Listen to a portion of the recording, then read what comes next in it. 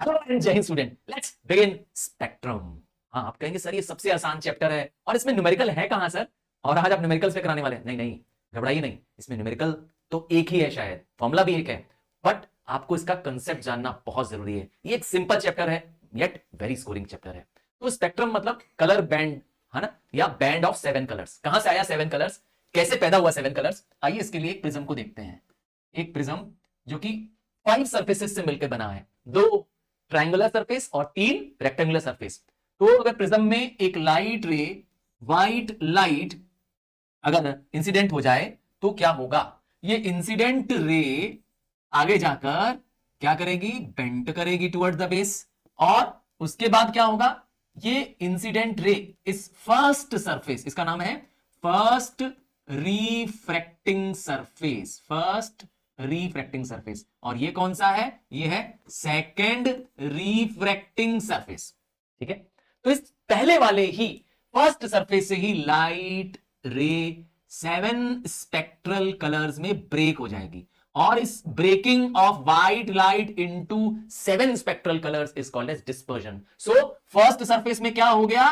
First surface में ही dispersion हो गया, मतलब व्हाइट लाइट का स्प्लिट होना इनटू 7 कलर्स। कहां पे? फर्स्ट सरफेस में, फर्स्ट रिफ्लेक्टिंग सरफेस पे। और क्या हुआ उसके बाद? ये जो 7 रंग पैदा हुए, ये फर्दर आपको स्क्रीन पर टेकन डाउन किए जा सकते हैं। आप स्क्रीन पे इनको देख सकते हैं, इन 7 रंगों को। ठीक है, हम इन्हें कहते हैं colour of, yes, band of 7 colours known as VIBGYOR, VIBGYOR। So इससे क्या पता चलता है? इस विबज्योर से क्या पता चलता है? ये एक्रोनेम है इस कलर बैंड, 7 कलर बैंड, यही हमारा विजिबल स्पेक्ट्रम है। मतलब ये वो कलर लाइट्स है जो आप और मैं देखते हैं।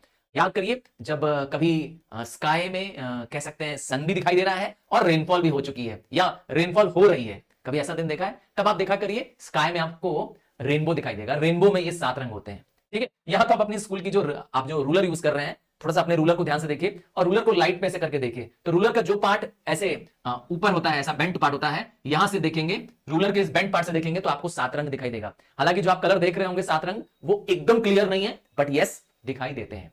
तो इस 7 रंगी लाइट को हम लोग कहते हैं, इसी का नाम है स्पेक्ट्रम। यही है आपका spectrum, band of 7 colours of light, जिसमें वॉयलेट सबसे नीचे है, जो ये बताती है कि वॉयलेट इज मोस्ट, क्या? मोस्ट डेविएटिंग, सबसे ज्यादा बेंट करने वाली लाइट।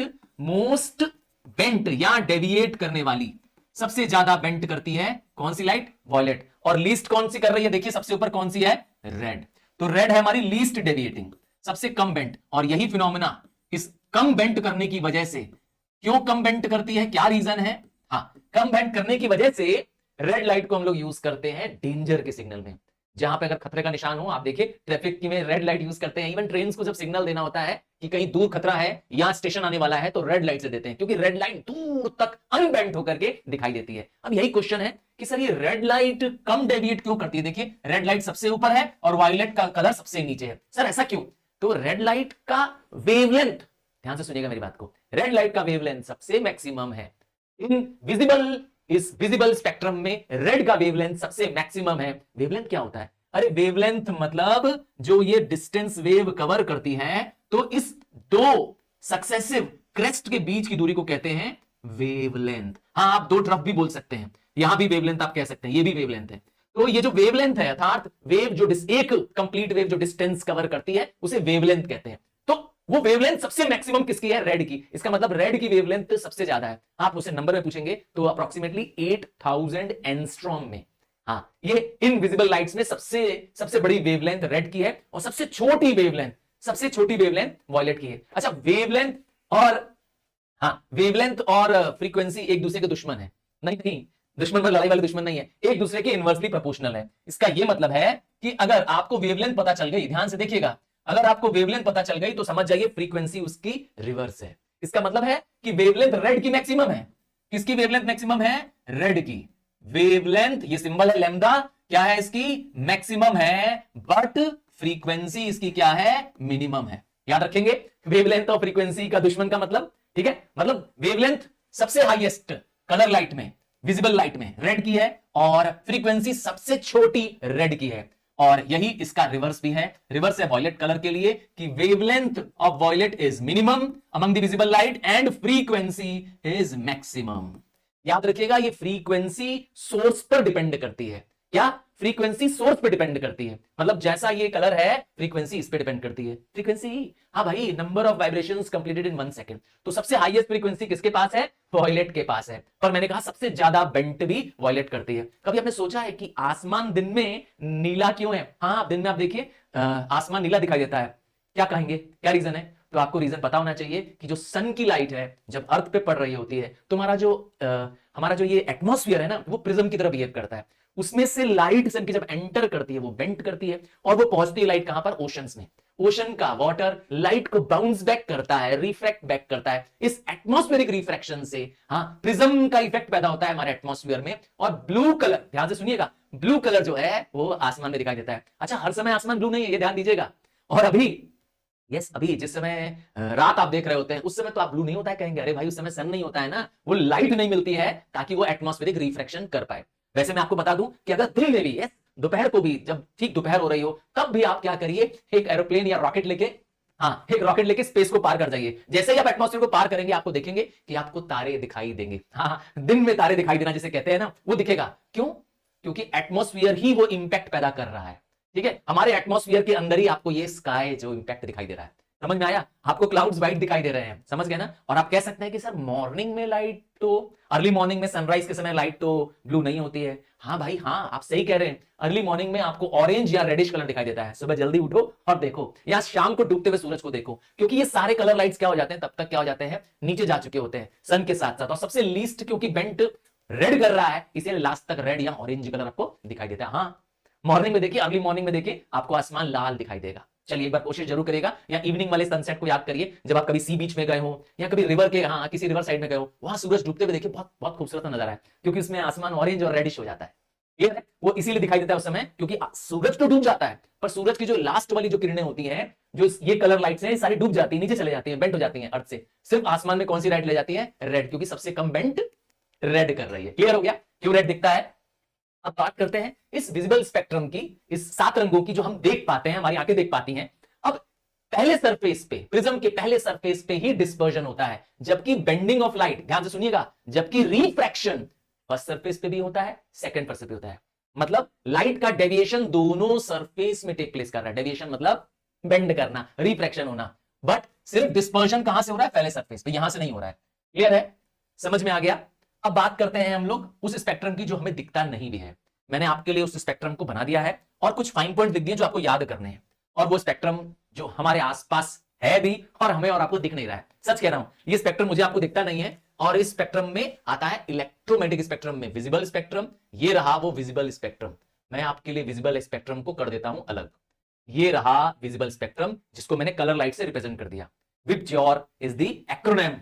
ठीक है, ये रहा। अब इस स्पेक्ट्रम में दोनों है, विजिबल स्पेक्ट्रम है जो हमने बनाया, ये रहा विबज्योर, और इनविजिबल स्पेक्ट्रम है जो आपको लेफ्ट और राइट में दिख रहा है। थोड़ा ध्यान से देखिए आप रेड के बियॉन्ड, क्योंकि रेड को मैंने बताया था कि रेड की वेवलेंथ सबसे बड़ी होती है कलर लाइट्स में, विजिबल लाइट्स में। पर रेड से भी बड़ा कोई है क्या? हाँ है। रेड से बड़ी वेवलेंथ किसकी है? इंफ्रारेड। देखिए मैंने सिंबॉलिकली यहां शो किया है, जैसे जैसे हम इस तरफ जा रहे हैं, रेड के बियॉन्ड जा रहे हैं, वेवलेंथ क्या हो रही है? इंक्रीज हो रही है। रेड के बियॉन्ड क्या है? इंफ्रारेड। हाँ, इंफ्रारेड लाइट। क्या आपके रिमोट में आपने कभी ध्यान दिया है? अपना रिमोट कभी लाइए पास में, मैं आपको दिखाता हूं। मेरे पास एक रिमोट है सामने, हाँ ये मेरे पास हमारे रिमोट है। आप देखिए रिमोट पे ऐसे लाइट दिखाई देती है, यहां पर देख रहे हैं ये ना? अरे ये इंफ्रारेड लाइट है। इसी से आपका क्या होता है, डिवाइसेस काम करते हैं। समझ गए? यहां से लाइट जाती है और उस आपके डिवाइस में, चाहे टीवी हो चाहे एसी हो, उसमें क्या लगा होता है? रिसीवर लगा होता है, इंफ्रारेड रिसीवर। समझ गए? जिसपे ये काम करता है। आइए आगे बढ़ते हैं। और ये इंफ्रारेड लाइट जो है ग्लास द्वारा एब्सॉर्ब कर जाती है। अगर बीच में ग्लास लगा दिया जाएगा तो इंफ्रारेड लाइट को एब्सॉर्ब कर लेगा। वैसे हीट वाली जितने भी ऑब्जेक्ट्स होते हैं, क्या गर्म वाले ऑब्जेक्ट्स, कहीं पर आप सोचिए हीटर चल रहा है तो उसमें से भी इंफ्रारेड रेडिएशन निकलती है, पर मुझको और आपको दिखती नहीं है। क्यों? क्योंकि ये इनविजिबल स्पेक्ट्रम का पार्ट है। ठीक है, रॉक सॉल्ट को भी ये क्या करता है? पार कर जाता है। It can pass through the rock salt. और इससे बियॉन्ड रेड से ज्यादा वेवलेंथ किसकी है? इंफ्रारेड। अब इंफ्रारेड से भी ज्यादा वेवलेंथ किसकी है? माइक्रोवेव। आपके घर में माइक्रोवेव है जिसमें मम्मी खाना गर्म करने रख देती है। हाँ, कई बार क्या होता है, आप भी क्या करते हैं, माइक्रोवेव चला करके अपना खाना गर्म कर लेते हैं। तो माइक्रोवेव बहुत डेंजरस हाँ, डेंजरस इसलिए कह रहा हूं क्योंकि इसकी वेवलेंथ रेड से भी ज्यादा है, बहुत ज्यादा हीटिंग इफेक्ट है। रेड में बताया था हीटिंग इफेक्ट होता है, उससे ज्यादा हीटिंग इफेक्ट इससे। देखते हैं कुछ ही पलों में आपका खाना गर्म हो जाता है। तो माइक्रोवेव, माइक्रोवेव से भी बड़ी वेवलेंथ है आपके मोबाइल में यूज हो रही है। आप जो मोबाइल यूज कर रहे हैं या रेडियो यूज कर रहे हैं, उसमें कौन सी वेव है? Radio wave. रेडियो वेव सबसे लॉन्गेस्ट वेवलेंथ, समझ गए? जिसकी वेवलेंथ सबसे लंबी है, सबसे लॉन्गेस्ट है, मैंने लिख दिया सिंबॉलिकली, वेवलेंथ लॉन्गेस्ट किसकी है? Radio waves. पर याद रखिएगा, वेवलेंथ लॉन्गेस्ट है, फ्रीक्वेंसी सबसे छोटी है, क्योंकि वेवलेंथ और फ्रीक्वेंसी इनवर्स है एक दूसरे के, याद रखोगे, दुश्मन है एक दूसरे के। इसकी फ्रीक्वेंसी सबसे लोएस्ट है। अब समझ में आ गया? आगे बढ़े, अब आते हैं इस तरफ के स्पेक्ट्रम पे। ठीक है, हमने रेड के बियॉन्ड देखा, 3 देख लिया, इंफ्रारेड देख लिया, माइक्रोवेव देख लिया, रेडियो वेव देख लिया। अब बात करते हैं वॉयलेट की। तो मैंने बताया था वॉयलेट की वेवलेंथ सबसे छोटी होती है विजिबल लाइट में, ये बताया था, ये बताया था। अब इसकी वेवलेंथ अगर सबसे छोटी है तो इसके बियॉन्ड भी छोटी आती है। पर मैंने कहा ये वाला स्पेक्ट्रम वाला पार्ट अगेन क्या है? इनविजिबल, मुझे दिखता नहीं है अल्ट्रावायलेट। हाँ, अल्ट्रावायलेट लाइट कहां से आती है आप पूछेंगे, तो मैं कहूंगा सन की अल्ट्रावायलेट लाइट। समझ गया ना? अल्ट्रावायलेट रेडिएशंस बहुत हार्मफुल होती हैं, हमारे स्किन को पेनिट्रेट करने की क्षमता रखती हैं, हमारे स्किन में बर्न पैदा कर सकती हैं। ठीक है, कैंसरस भी होती है यूवी रेज। आपको पता है ना कि सन से आती हुई अल्ट्रावायलेट लाइट को ओजोन नाम की एक लेयर है जो स्ट्रेटोस्फीयर में, वो उसको फिल्टर कर लेती है, हमारी अर्थ पे नहीं पहुंचने देती है। तो ये यूवी रेज है। ठीक है, किसके बियॉन्ड है? वॉयलेट के बियॉन्ड है, वॉयलेट के बियॉन्ड अल्ट्रावायलेट। इसकी वेवलेंथ, ध्यान से सुनिएगा, इसकी वेवलेंथ वॉयलेट से छोटी होगी। वॉयलेट तो सबसे छोटा था कलर लाइट में, पर अब इनविजिबल में इससे छोटी वेवलेंथ है इसकी। हाँ, पर फ्रीक्वेंसी रिवर्स करते जाओ, फ्रीक्वेंसी बढ़ती जाएगी। और अल्ट्रावायलेट लाइट को भी ग्लास एब्सॉर्ब कर सकता है। ध्यान से सुनिएगा, glass can absorb ultraviolet light, पर क्वार्ट्ज को क्या करता है? अल्ट्रावायलेट लाइट पार कर जाती है। ठीक है, क्वार्ट्ज को अल्ट्रालाइट पार कर जाएगी। आता है क्वार्ट्ज के अल्ट्रावायलेट लाइट के बियॉन्ड कौन सा आता है? एक्सरे। ओहो, कभी आपका हाथ टूटा है या घर में किसी को फ्रैक्चर हुआ है, हाँ, तो आपने देखा होगा इसका एक्सरे निकला होगा, एक बड़ी सी प्लेट होगी, है ना, एक फोटोग्राफिक प्लेट होगी, उसमें उसकी हड्डियों को देखा जा सकता है। देखा है कि नहीं? डॉक्टर लाइट में करके देखते हैं, वही उसी की बात कर रहा हूं। एक्सरे कैसे पैदा होती है? एक्सरे देखिए, एक साइंटिस्ट हैं, रोंटजेन उनका नाम है, आपको साइंटिस्ट का नाम याद नहीं करना है, बस आपकी नॉलेज के लिए। उन्होंने क्या किया, एक हाईली एनर्जेटिक कैथोड रे को एक मेटल प्लेट से टकराया। वो मेटल प्लेट कैसे थे? वो एक हैवी मेटल था। ठीक है, एक हाईली एनर्जेटिक पार्टिकल को से टकराया, एक खूब तेज, एक बहुत हाई फ्रीक्वेंसी वाला एक वेव पैदा हुआ, जिसकी फ्रीक्वेंसी तो बहुत हाई थी और उसके अंदर पेनिट्रेशन पावर बढ़ जाती है। जैसी फ्रीक्वेंसी हाई होती है, उसकी पार करने की क्षमता बढ़ जाती है। निकली कौन सी? एक्सरे। समझ गए? इसीलिए एक्सरे क्या करती है? फोटोग्राफिक प्लेट को इन्फ्लुएंस कर सकती है। एक्सरे अगर किसी ऑब्जेक्ट पे पड़े जहां पे फ्लोरेसेंस है, चमकीला पदार्थ है, वो लाइट, हाँ, वो लाइट देने लगेगा। समझ गए? यूवी रेज भी ऐसा कर सकती थी। अब एक्सरे की फ्रीक्वेंसी बहुत ज्यादा है, पर मैंने कहा इसकी वेवलेंथ बहुत कम है। जैसे जैसे इधर जाएंगे वेवलेंथ छोटी होती जाएगी। ठीक है, और आखिरी पहुंच रहे हैं सबसे खतरनाक धरती में जो रेज है, वो है गामा रेज। गामा रेज आपको याद होगा, जब हिरोशिमा नागासाकी में जब एटम बम गिराए तो उससे क्या निकली? Gamma rays. ये बहुत हाईली हाईली हाईली कह सकते हैं डेंजरस है, क्योंकि ये कैंसरस है। हाँ, स्किन को इंटरनली क्या करती है? म्यूटेट कर देती है, हमारे सेल को खत्म कर देती है, उनका जो स्ट्रक्चर है वो क्या करती है? डिस्टर्ब कर देती है। तो इनकी फ्रीक्वेंसी सबसे ज्यादा होती है और सबसे ज्यादा पेनिट्रेट करने की, पार करने की पावर इस गामा रेज में होती है, इसीलिए बहुत डेंजरस होती है। समझ गया ना? इवन थिक वॉल्स को भी वो पार कर जाती है। गामा रेज की फ्रीक्वेंसी हाई है, पर इसका वेवलेंथ सबसे छोटा है, इसीलिए पेनिट्रेशन पावर सबसे ज्यादा है। क्लियर है? अब आपको ये क्लियर हो गया?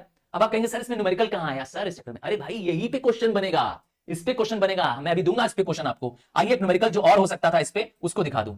और वो न्यूमेरिकल क्या है? हाँ, ये न्यूमेरिकल है C is equal to v sorry F into lambda. C क्या है? सिंबॉलिकली है, C है स्पीड ऑफ लाइट या सिंपली स्पीड। तो speed is equal to frequency into wavelength. ठीक है, ये आप याद कर लेंगे, फ्रीक्वेंसी इंटू वेवलेंथ। आपको ये ध्यान देना है, वेवलेंथ का यूनिट मीटर में होगा, फ्रीक्वेंसी का यूनिट हर्ट्ज या पर सेकंड होगा। ठीक है, ये दोनों यूनिट लिख सकते हैं फ्रीक्वेंसी के लिए, हर्ट्ज HZ या पर सेकंड। और स्पीड तो ऑब्वियस सी बात है किसमें होगी? मीटर पर सेकंड। ऐसा यूनिट क्या है? मीटर पर सेकंड। तो आपको इस पे न्यूमेरिकल आ सकता है। ठीक है, और ये भी ध्यान देना है, अगर सिर्फ फ्रीक्वेंसी की बात करेंगे तो frequency is reciprocal of time. ठीक है, जो भी टाइम दिया हो उसको 1 अपॉन टाइम कर दो। सेकंड में टाइम चाहिए, ध्यान दीजिएगा। टाइम अगर है 5 सेकंड तो 1/5 कर दो, आपकी क्या आ जाएगी? फ्रीक्वेंसी आ जाएगी, जो कि हर्ट्ज होगी या पर सेकंड होगी। क्लियर? तो ये भी एक न्यूमेरिकल इस पे बन सकता है। बाकी न्यूमेरिकल ना बनकर के इस चैप्टर से आपको इस इलेक्ट्रोमैग्नेटिक वेव्स पर क्वेश्चन बनेगा। चलिए आइए आपको ले चलते हैं कुछ ऐसे क्वेश्चंस को, शायद आपने उसे नहीं देखा होगा। आपके लिए क्वेश्चन स्क्रीन पे पहला आ गया। चलिए साथ में करते हैं, मैं और आप। याद रखिएगा मेरे सुपरस्टार्स बैठ के सिर्फ तमाशा नहीं देखते हैं, साथ में लगाना है, क्योंकि गलती से फिजिक्स देखने से कुछ नहीं आने वाला है। हाँ, मजा आएगा, एंटरटेनमेंट मिलेगी, पर उसका आपके एजुकेशन में बेनिफिट नहीं होगा। और ये गलती हमें नहीं करनी है, क्योंकि फिजिक्स में आपके स्कोर आ रहे हैं कम और आपको लगता है कि आप कुछ चीजें याद कर लेंगे, कुछ डेफिनेशंस याद कर लेंगे या चैप्टर रट लेंगे, नंबर मिल जाएगा। जी नहीं, मैं फिर कह रहा हूं, फिजिक्स को आप बहुत कंसेप्ट की नजर से याद करिए, एक एक बेसिक चीज को समझ समझ के याद करिए और अपने रियल लाइफ से कनेक्ट करिए, अपने आसपास से कनेक्ट करिए। आपकी सारी लर्निंग आसान हो जाएगी, आपको मजा आने लगेगा। और अगर आप आगे साइंस लेने वाले हैं, मैं आपको प्रॉमिस कर रहा हूं, ये सब कुछ आपको फिर आने वाला है। यस, अगर आप आगे इंजीनियरिंग के लिए सोच रहे हैं या मेडिकल फील्ड के लिए सोच रहे हैं, आपके लिए ये सारा बेस फिर से रिपीट होने वाला है। जो आपने 10th में पढ़ा, एक्चुअली ये सब आपके फिर से काम आने वाला है, थ्रू आउट लाइफ काम आने वाला है, अगर साइंस आपका प्यार है तो इस प्यार को यस बरकरार रखिए। चलिए बात करते हैं पहले क्वेश्चन पे। The electromagnetic wave which has the longest wavelength. तो हमने डिस्कस किया था जब इलेक्ट्रोमैग्नेटिक आपके लिए फ्रीक्वेंसी बनवाई थी, वेवलेंथ बनाई थी हम लोग ने, तो मैंने बताया था कि बीच में होती है विजिबल स्पेक्ट्रम और इधर यहां पे हमने दिखाया था वॉयलेट के लिए और यहां पे रेड के लिए दिखाया था, ठीक है ना। तो रेड जैसे ही बताया था, रेड के बियॉन्ड बताया था इंफ्रारेड, उसके बियॉन्ड बताया था माइक्रोवेव और सबसे आखिरी में रेडियो वेव। तो रेड के बारे में क्या बताया था तक, इसकी वेवलेंथ क्या होती है, मैक्सिमम होती है, इसकी वेवलेंथ मैक्सिमम होती है। और यहां पूछ रहा है किसकी, लॉन्गेस्ट वेवलेंथ। अब रेड से ज्यादा बड़ी वेवलेंथ किसकी है, इंफ्रारेड की। इंफ्रारेड से बड़ी किसकी है, माइक्रोवेव की। हाँ, ये माइक्रो का क्या बन गया, ये रहा माइक्रोवेव की। और माइक्रोवेव से किसकी बड़ी है, रेडियो वेव की। तो आपके पास पता होना चाहिए आंसर, सबसे बड़ी वेवलेंथ किसकी है, लॉन्गेस्ट वेवलेंथ किसकी है, रेडियो वेव की। क्लियर है। ध्यान ये देना है कि वेवलेंथ जो है वो सबकी, आपको नंबर नहीं याद करना है, बस आपको उसका ये पता होना चाहिए कहां होगी वेवलेंथ। आइए नेक्स्ट क्वेश्चन है, in the white light of the sun, ठीक है, सन की व्हाइट लाइट से the maximum scattering by the air molecule. तो मैंने कहा था एयर या हमारा एटमॉस्फेयर क्या करता है, लाइट को स्कैटर करता है, हम इसे कहते हैं रिफ्रैक्शन करता है, एटमॉस्फेरिक रिफ्रैक्शन करता है। और इसीलिए मैंने कहा था कि अर्ली मॉर्निंग में या इवनिंग में सन रेड का दिखाई देता है, स्काई रेड दिखता है ना। तो कह रहा है कि इसका कलर व्हाइट लाइट है, तो कह रहा है कि कब क्या होगा, मैक्सिमम स्कैटरिंग होगी, सबसे ज्यादा लाइट किस में बेंट होगी, सबसे ज्यादा लाइट किसकी स्प्रेड होगी। हाँ भाई, बेंट किसकी करेगी, तो आप इसके लिए विबज्योर लिख दो, VIBGYOR। और आपको चॉइस कौन कौन सा कलर दे रहा है, रेड नहीं, क्योंकि रेड सबसे कम बेंड करता है, सबसे ऊपर है, ठीक है ना, बेंडिंग में सबसे कम करता है। येलो भी नहीं हो जाएगा, ठीक है, क्योंकि येलो भी ऊपर है, रेड भी ऊपर है, और कौन सा कलर है, ग्रीन भी ऊपर है। सबसे नीचे इन चारों में कौन सा है, क्योंकि चॉइस में आपके पास वॉयलेट नहीं है, ध्यान से देखिए, वॉयलेट होता तो मैं वॉयलेट ही आंसर बोलता, आपके पास चॉइस में कौन सा कलर है, ब्लू, तो आंसर बचा ब्लू। क्योंकि इन चारों में, इन चार कलर में जो आपके पास ऑप्शंस दिए हैं, सबसे ज्यादा स्कैटर कौन कर रहा है, सबसे ज्यादा बेंड कौन कर रहा है, तो सबसे ज्यादा बेंड कर रहा है ब्लू कलर। क्लियर है, समझ में कैसे करोगे ना, विबज्योर लिख लोगे और पता चल जाएगा कि सबसे ज्यादा कौन बेंड कर रहा है या सबसे कम बेंड कौन कर रहा है। क्लियर है, हाँ आगे बढ़ते हैं। To an astronaut in the spaceship the earth appears, ये तो मालूम ही है ना, जो ये एस्ट्रोनॉट्स ऊपर जाते हैं उनको हमारी अर्थ ब्लू दिखती है, बाकी प्लैनेट्स ब्लू नहीं दिखते हैं, ब्लू दिखती है। पता है ना क्यों, क्योंकि अर्थ का 3/4 जो सरफेसेस है इससे ढका हुआ है वाटर से, इसकी वजह से। सो वाटर की वजह से हमारी अर्थ ब्लू दिखती है, कह सकते हैं ब्लू प्लैनेट है हमारा। अगला क्वेश्चन है, state whether the following statement are true और फॉल्स।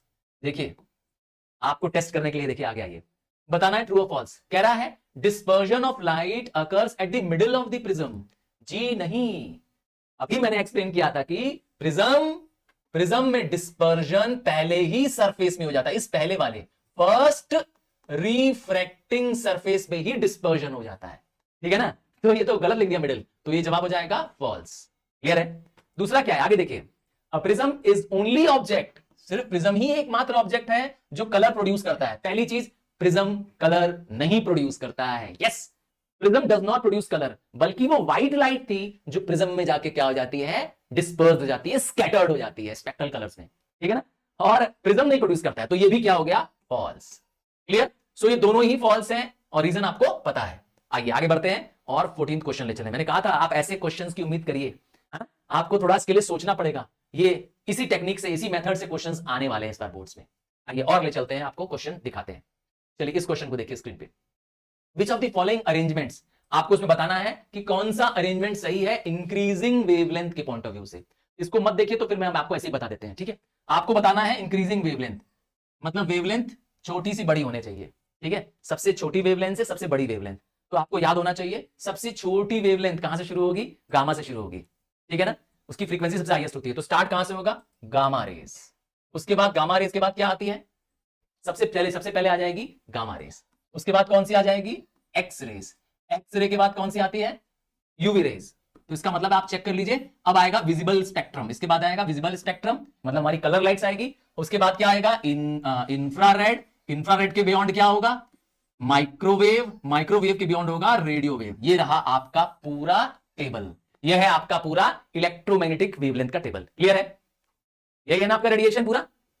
अब आप देख लीजिए आपका इंक्रीजिंग वेवलेंथ यहां से यहां हो रहा है, ठीक है। Wavelength increasing from gamma rays to radio waves. और अगर वेवलेंथ की बजाय इसके बदले पूछ ले इंक्रीजिंग फ्रीक्वेंसी पूछ ले, तो इसका उल्टा कर देना, क्योंकि सबसे छोटी फ्रीक्वेंसी, सबसे कम फ्रीक्वेंसी यहां पर है, ठीक है। फ्रीक्वेंसी और वेवलेंथ दुश्मन हैं, याद करो, ठीक है। तो सबसे छोटी फ्रीक्वेंसी रेडियो वेव्स की होगी और सबसे बड़ी फ्रीक्वेंसी, याद रखिएगा, फ्रीक्वेंसी किस पे डिपेंड करती है, ऑब्जेक्ट के सोर्स पर डिपेंड करती है, जहां से आ रही है उस ऑब्जेक्ट की अपनी यस आइडेंटिकल फ्रीक्वेंसी होती है, अर्थात की खुद की फ्रीक्वेंसी होती है। नेक्स्ट आ जाइए, which of the following is a common property of all electromagnetic radiations. ध्यान से देखिए, इलेक्ट्रोमैग्नेटिक रेडिएशंस की प्रॉपर्टी पूछ रहा है। क्या पहला है, इलेक्ट्रोमैग्नेटिक वेव्स की सेम फ्रीक्वेंसी होती है, जी नहीं, फ्रीक्वेंसी सबकी अलग अलग होती है, पहला पॉइंट फॉल्स है। Electromagnetic have same velocity, yes, velocity सबकी सेम होती है। स्पीड ऑफ लाइट सबकी सेम है, 3 इंटू 10 टू द पावर 8, ये वाला पॉइंट वेलोसिटी, ठीक है। और सेम वेवलेंथ है, नहीं, वेवलेंथ आप जानते ही सेम नहीं है। और सेम इंटेंसिटी, इंटेंसिटी भी सेम नहीं है। सबसे ज्यादा इंटेंस कौन है, गामा रेस, क्योंकि उसकी फ्रीक्वेंसी सबसे ज्यादा है, ठीक है। तो इसलिए एक ही करेक्ट है, ऑप्शन नंबर बी। चलिए आगे बढ़ जाते हैं, आपको याद करने के लिए कुछ नंबर दिया हुआ है, आपको सिर्फ देखना है, रटने की कोशिश नहीं करनी है। आइए 15 क्वेश्चन आते हैं, थोड़ा आसान क्वेश्चन दिख रहा है 15 वाला। 15 वाला क्वेश्चन कह रहा है, rock salt prism does not absorb dash. जब आपको पता चल गया है कि एक प्रिज्म जिसमें क्या है, रॉक सॉल्ट मटेरियल है, तो इस रॉक से इंफ्रारेड याद कर लीजिए, ठीक है। क्योंकि इंफ्रारेड जब होगा तो उसको एब्सॉर्ब नहीं कर पाता है ये रॉक सॉल्ट। कौन एब्सॉर्ब कर पाता है, ग्लास। अगर क्वेश्चन आता कि कौन एब्सॉर्ब करता है, तो मैं कहता ग्लास एब्सॉर्ब्स इंफ्रारेड, याद कर लेंगे। अगर कहीं इंफ्रारेड लाइट है, क्यों आप चश्मा पहनते हैं, क्यों आप समर्स में वो ब्लैक वाले ग्लासेस पहनते हैं सुंदर सुंदर, कभी सोचा है। हाँ, इसीलिए पहनते हैं चश्मा, क्योंकि वो यूवी रेज को भी प्रोटेक्ट करता है। आपने देखा होगा, अगर आपके पास रेबन के ग्लासेस है, उसमें लिखा हुआ है यूवी प्रोटेक्शन। हाँ, और इवन नॉर्मल जो लोग ग्लासेस पहन रहे हैं आजकल, वो भी उसमें यूवी प्रोटेक्शन है। इसका मतलब है ग्लास अल्ट्रावायलेट रेज को भी रोकता है, और इंफ्रारेड को कैसे रोकता है। इंफ्रारेड का एग्जांपल देता हूं, आपने देखा है कभी कहीं बिल्डिंग होते हुए, पक्का देखा होगा, उससे कितनी तेज रोशनी निकलती है, और कहा जाता है कि जहां बिल्डिंग हो रही होती है वहां नहीं देखना चाहिए। सुना है कभी आपने, सही सुना है अगर आपने सुना है। तो जो बिल्डिंग से जो इलेक्ट्रोमैग्नेटिक जो स्पार्क पैदा हो रहा होता है, वो स्पार्क आंखों पे न लगे वेल्डर को, वो क्या पहनता है, देखा है आपने, या क्या होल्ड करता है अपने आगे, एक ग्लास होल्ड करता है, कुछ ब्लैक कलर का ग्लास होता है। ध्यान दीजिएगा, वो ग्लास इसीलिए रखता है ताकि वो उसकी लाइट रे उसकी आंखों पे न पड़े। तो ग्लास क्या करता है, दोनों करता है, इंफ्रारेड को भी रोकता है और यूवी रेस को भी रोकता है। समझ गए, दोनों जगह ग्लास काम आ रहा है, बड़े कमाल का है ग्लास। तो रॉक सॉल्ट कौन सा नहीं अब्सॉर्ब करता है, तो इंफ्रारेड। अच्छा, रॉक सॉल्ट की बात है, क्वार्ट्ज। कौन सी रेडिएशन है जो क्वार्ट्ज को एब्सॉर्ब नहीं करती है, तो उसका जवाब है अल्ट्रावायलेट। नाम याद कर लीजिए प्लीज, अल्ट्रावायलेट। अल्ट्रावायलेट, आप कहेंगे सर इसको कैसे याद करें, क्यू और यू ऐसे याद कर लीजिए, ठीक है। क्यू और यू क्वार्ट्ज है ना, क्यू यू साथ में आ रहा है ना। और यहां पर देखिए इंफ्रारेड, आई और आर, इंफ्रारेड, अब याद रहेगा। चलो अब आगे बढ़ जाते हैं, कुछ और क्वेश्चंस करते हैं। आप ऐसे क्वेश्चंस को एकदम एक्सपेक्ट करिए इन चैप्टरों से। आइए आपको अगला ले चलते हैं, identify the reason for the use of ultrasonic waves. तो अल्ट्रासोनिक वेव्स अर्थात एक ऐसी वेव जो लाइट के बीम की तरह मूव करती है, ठीक है ना। वॉयलेट के बियॉन्ड होती है अल्ट्रावायलेट। कह रहा है ये जो अल्ट्रासोनिक वेव्स होती है, ये ऑडिबल साउंड के बियॉन्ड होती है, तो हम जानते ही हैं।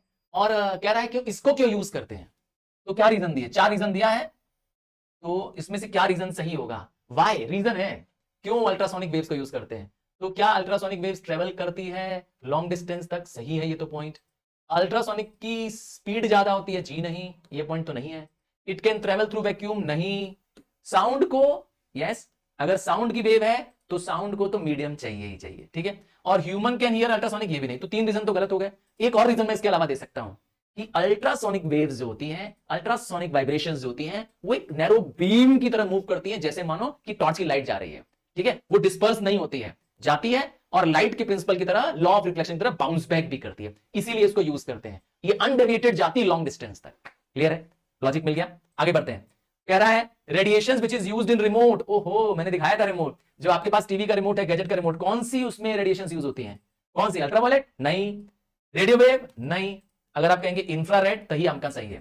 चला के देखना चाहते हो, चेक करना चाहते हो, तो अपने रिमोट को क्या करना, अंधेरे की लाइट में कोशिश करना, आपको कभी समझ में शायद आ जाए कि उसमें। और अगर देखना और भी चाहते हो तो हो सके किसी ग्लास के प्रिज्म से देखने की कोशिश करना, तो आपको दिखाई देगी। चलो आगे बढ़ते हैं।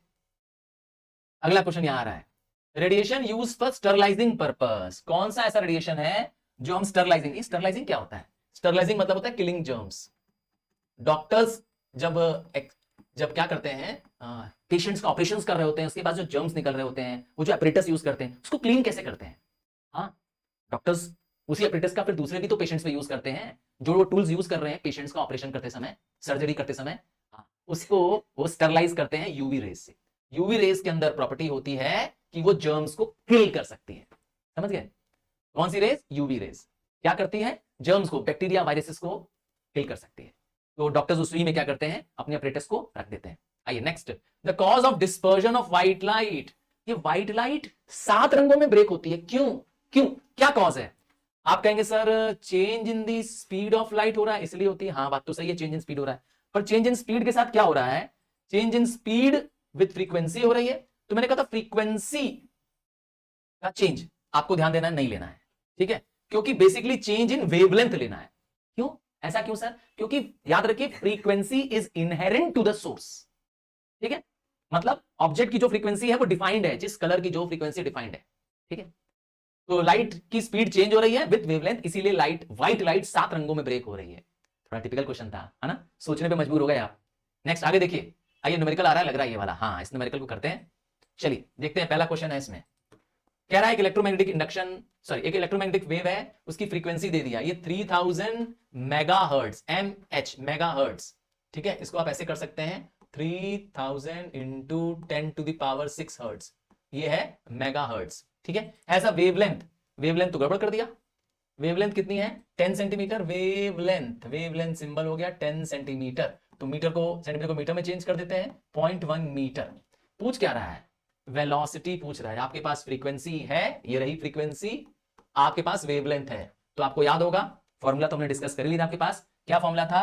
c, that is speed of light, is equal to frequency into wavelength. Frequency आपने देख लिया है, ये रही 3000 into 10 to the power 6 into, इसका क्या लिखेंगे? इसको ऐसे भी लिख सकते हैं, इसको लिख सकते हैं 1 इंटू 10 टू द पावर -1। अब तो आंसर आ गया। क्या कहते हैं? 3 इंटू 10 टू द पावर 8। आ जाएगा कि नहीं आ जाएगा? आंसर आ जाएगा कि नहीं आ जाएगा? पक्का? चलो, ये हो गया आपका आंसर। आगे बढ़े, the quantity that remain same when the light enters another medium. तो याद रखिए लाइट की फ्रीक्वेंसी, कीवर्ड याद कर लीजिए प्लीज। लाइट की फ्रीक्वेंसी चेंज नहीं होती, मैंने इससे पहले भी बताया था। वेवलेंथ चेंज होती है, स्पीड चेंज होती है, डायरेक्शन भी चेंज होती है, क्योंकि लाइट रे बेंड करती है, डायरेक्शन चेंज होती है, स्पीड कम या ज्यादा हो सकती है डेंसर एरिया जाने पे, और वेवलेंथ तो मैंने बताया था चेंज होती है। बट क्या नहीं चेंज होता है? उसकी फ्रीक्वेंसी, क्योंकि frequency inherent to the source होती है। समझ गए? क्लियर है? चलो आगे बढ़ते हैं।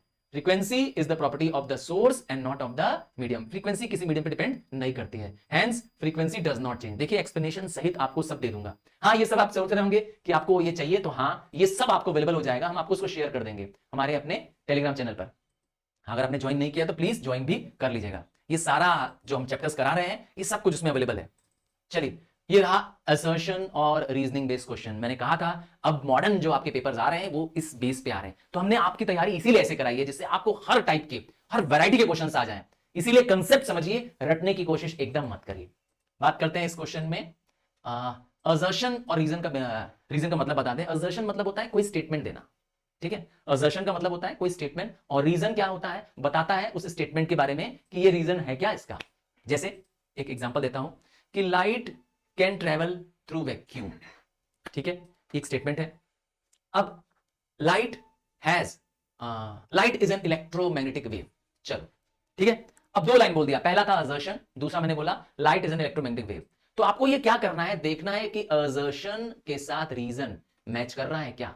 अगर ध्यान से सुनिएगा, अगर दोनों असर्शन रीजन दोनों ट्रू है, ठीक है, तो ये हो जाएगा ऑप्शन नंबर ए, ठीक है। तब जब रीजन क्या होगा, सही होगा। और दूसरा क्या होगा, असर्शन रीजन तो ट्रू है पर रीजन जो है वो सही नहीं है, तो ऑप्शन बी। और अगर असर्शन सही है, ट्रू, रीजन फॉल्स है, ठीक है, ऑप्शन सी। एंड लास्ट बचा, थोड़ा दिमाग लगाना पड़ेगा, है ना, थोड़ा ध्यान से पढ़ेंगे तब मतलब समझ में आएगा। चलो अब करते हैं इसमें एक क्वेश्चन। ये रहा, एक असर्शन दिया है, एक स्टेटमेंट दिया हुआ है, कह रहा है माइक्रोवेव, ध्यान से देखिए, microwave are better carrier of signals than optical waves. ध्यान दीजिएगा, ऑप्टिकल वेव्स कह रहा है, ऑप्टिकल वेव जैसे लाइट वेव्स होती हैं। तो माइक्रोवेव पहली चीज है कि कहां आता है, आपको याद होना चाहिए, रेडियो वेव जो होते हैं, है ना, वो सिग्नल्स के काम आते हैं। कौन से, रेडियो वेव्स। और रेडियो वेव्स जो होते हैं वो सबसे सबसे बेटर सिग्नल्स करते हैं, क्योंकि उसकी वेवलेंथ सबसे लंबी होती है। तो ये तो पहला ही पॉइंट ही गड़बड़ लग रहा है, पहला ही पॉइंट गलत हो गया, फॉल्स हो गया। अच्छा रीजन देखें, ये तो फॉल्स हो गया। Microwaves move faster than the optical, नहीं, दोनों की स्पीड सेम है। याद करिए, इलेक्ट्रोमैग्नेटिक इंडक्शन में सारी वेव्स की स्पीड क्या है, 3 × 10⁸, चाहे वो विजिबल स्पेक्ट्रम की हो चाहे इनविजिबल स्पेक्ट्रम की, स्पीड सबकी कांस्टेंट है, इसीलिए ये भी फॉल्स हो गया। तो दोनों फॉल्स हो गया, आपका आंसर हो जाएगा option number D, because both A and yes, because assertion and reason both are false. तो इसी तरह के क्वेश्चंस आप एक्सपेक्ट करिए। अब आपको दे रहा हूं कुछ क्वेश्चंस प्रैक्टिस करने के लिए, और रिक्वेस्ट करूंगा कि एकदम फिजिक्स को हल्के में नहीं लेना है, तैयारी करनी है, बेस्ट तैयारी करनी है, and I am sure you can make it. और एक बात फिर से कह रहा हूं कि जब आप एक एक टॉपिक साथ में लगा रहे हैं तो प्लीज देखिए मत, हो सकता है आपको यहां देखने में बड़ा मजा आ रहा है, ये तो बड़ा आसान है, पर जब आप खुद करते हैं, ईमानदारी से बताइएगा, आपके पसीने छूटने लगते हैं, आप परेशान हो जाते हैं, आपका कोई भी एक भी कंसेप्ट अगर डगमगाया होता है, आपका आंसर गलत हो जाता है। इसीलिए अपने कंसेप्ट को स्ट्रांग बनाने के लिए मेरे साथ बैठिए, लगाइए, एक एक चैप्टर के न्यूमेरिकल्स मैंने लगाए हैं, और किसी भी चैप्टर के न्यूमेरिकल को लगाना है तो सिर्फ आप टाइप करिए न्यूमेरिकल्स ऑन और चैप्टर का नाम लिख दीजिए। जैसे फोर्स पे न्यूमेरिकल करना है तो आप लिखिए numericals on force by sir Tarun Rupani, हाँ गूगल कर लीजिए, और या तो यूट्यूब पे सर्च कर लीजिए। Bye, God bless you.